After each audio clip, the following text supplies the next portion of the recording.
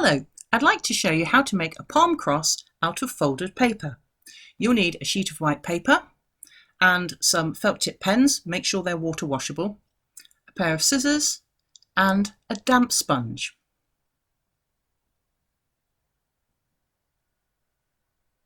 We'll start by drawing some lines on our piece of paper so that it looks like palm leaf. We need shades of yellow, green and brown.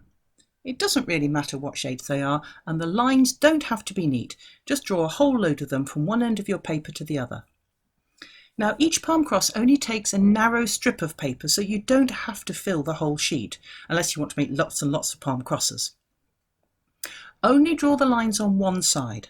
On the other side, we're going to write some of the verses from Psalm 118. That's the psalm that the people were singing on Palm Sunday. When you've drawn lots of lines in greens and browns and yellows, now's the time for your damp sponge. We're going to use it to smudge the ink, so just dab water all over it. And once you've done it, you can leave it for a few minutes, and once it's dried, it will look like this. It looks like a palm leaf. We're now going to make some narrow strips. So I'm going to make a cut only about 1 centimetre wide at the bottom here, and tapering off, getting narrower all the way to the end.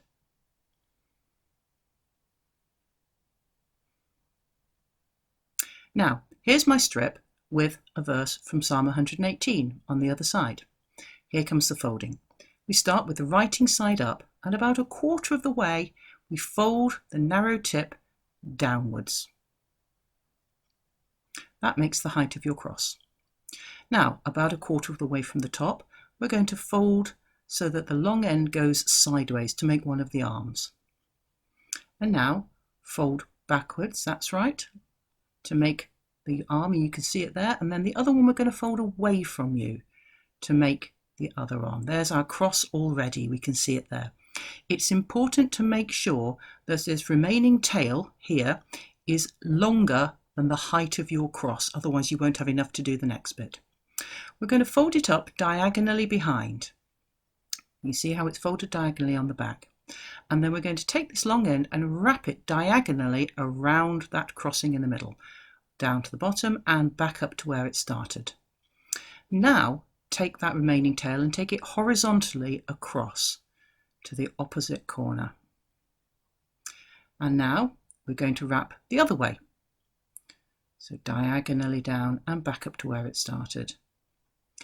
And then the final little tail you should have left, just this little bit, will slip behind the horizontal fold that you made. Tuck it up through there, and then you've finished. There is your Palm Sunday cross. I hope you have a very blessed Palm Sunday.